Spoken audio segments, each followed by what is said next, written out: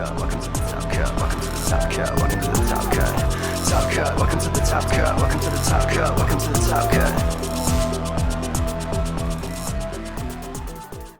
Okay, so I went X1-2, or X2-1, 7 wins, 1 draw, 2 losses.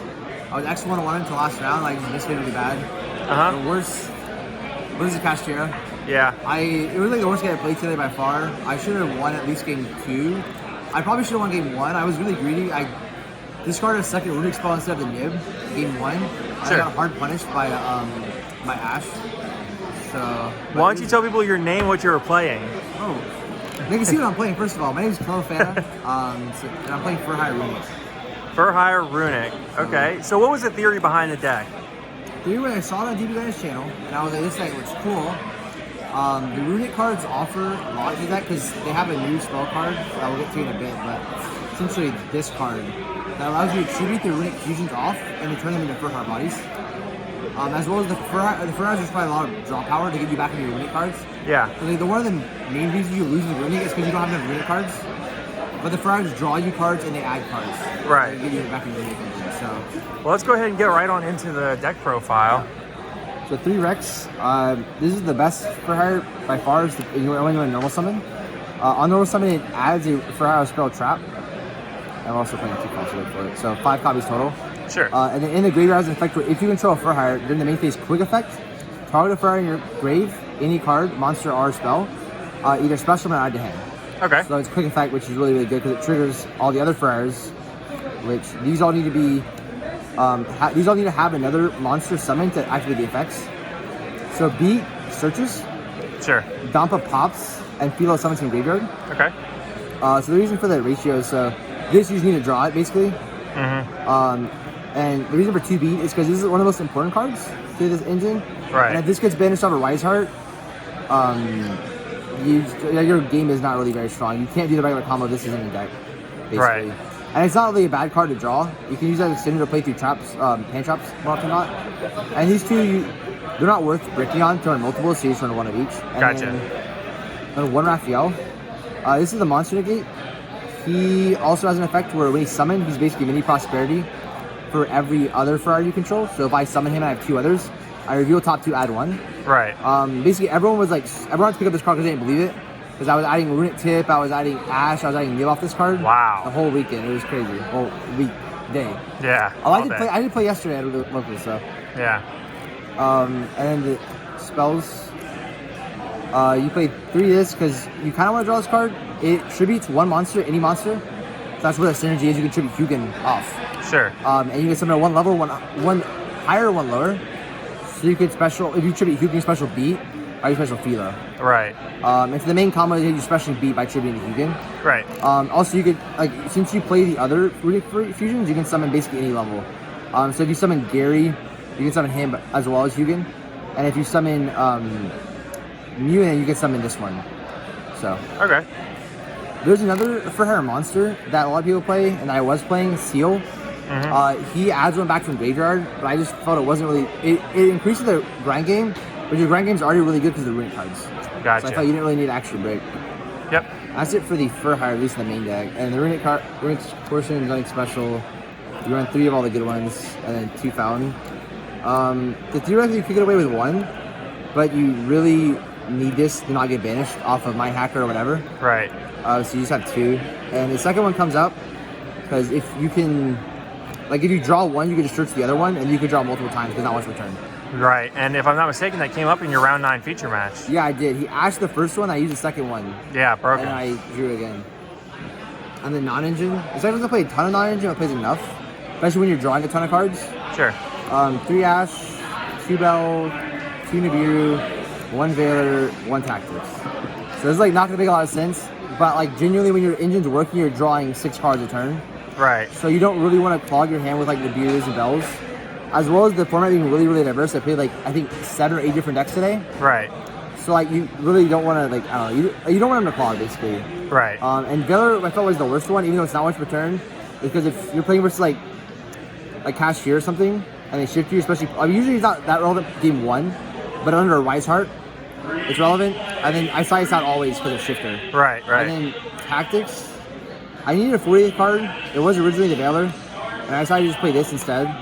You have so much draw power, plus you have Raphael. You actually can, like, not consistently get to it, but you can see it more often than you would think as a one-of. Right. And it helps with the sighting patterns, too. Yeah. Those are the main deck. Extra deck. This is one of the best extra deck support cards we've gotten in a while. So everyone knows the Castrator card. You summon it using Ibly. Yeah. Just a pop monster, but he has an effect of Signature Soul Charge. He summons one guy, and then if you tribute a Link, you summon another guy, and that triggers the first guy's effect. Right. So, like, for example, a lot of times I was like giving people, I think getting put like 1 or 2 cards. I would normally summon like a Ash or something, Link and a Donner, and I would have full column basically. Right. And then Fogo, this card is essentially summon sort. Obviously not quite as good because you only summon Fur Hires, but it's generic to any 3 different types, and it summons a different type Fur Hires than the ones used for material from deck. Yeah. And then can't use Link material, which kind of sucks, but you can tribute it with Fogo or with Donner to clear your EMZ if you need to, like summon Runic cards. Yeah. Which comes up pretty often. I think I did it in the feature match. I believe you did, yeah. And he also draws 3 cards, Which is broken. which is pretty crazy. And then the pretty standard. You have to play this card because of time. This deck doesn't always go to time that much. A lot of people especially won't know what your cards do, so they're going to take even longer. Right. And you also want to have it because if you draw like a rookie plus a bunch of Runic cards, Yeah. you can go rookie tribute this to summon Rex to search like a Mayhem or something for Reborn, Right. and that could get you an engine. And then this is like, you just need this card because you need Fountain, and this card also gets Fountain. As well as this card, you can like, if you're going second, you can use any of your Runic spells, like crash into a monster and pop something. Right. I didn't play Labyrinth today, but if you use, like, comes up a lot to pop skill drains. Yeah. It also works under Rysar, but Rysar's like most time in defense anyway, so. Yep. And then the generic links, IP and Friends basically. So IP, Phoenix, Unicorn, Opulisa, Goddess. This card like was really, really good for me. Because it was like played versus like few people with Dragoon in the deck, 3 maybe. Yeah. And I linked off Dragoons for this. Yeah, that's at awesome. least twice. Which is really, really good. This card is really good versus a lot of things.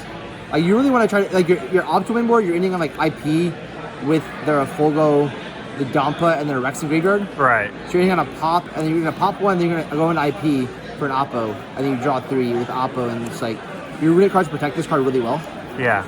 Then Unicorns down like Shangri-La's and stuff, and Phoenix is because this was Cerberus originally, but I changed it to Phoenix because the lottery matchup's a little bit difficult, especially because they can Eradicator you. Right. So just having a little bit of extra something game 1 can help you not lose the game 1s. Yep, Then for sure. Eradicated. And then 2 last cards. This card, I summoned it once, it was awful. I played with Unchained like round 2, I think round 3 actually.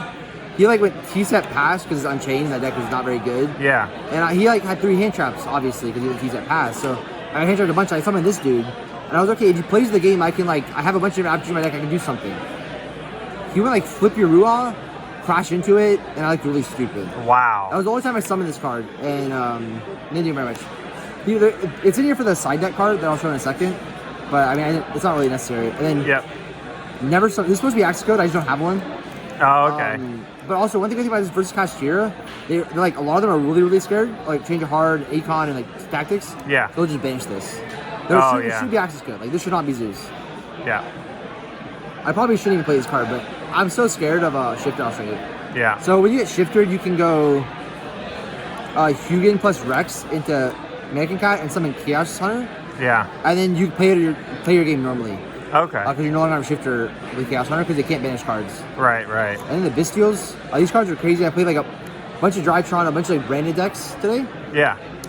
These cards were just crazy. Like every time I drew Magnemite, because Magnemite can search Raphael, which come at once, because he's a dragon. So I kind Right. of search the engine, which is really cool.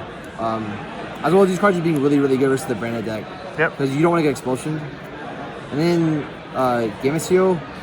This deck kind of can have a hard time struggling with like Dragoon, because you're playing like a bunch of targeted negations and pops and stuff with the Runic cards. And the Fire Red cards are also targeted negations and pops. Or Right. targeted pops, not negations.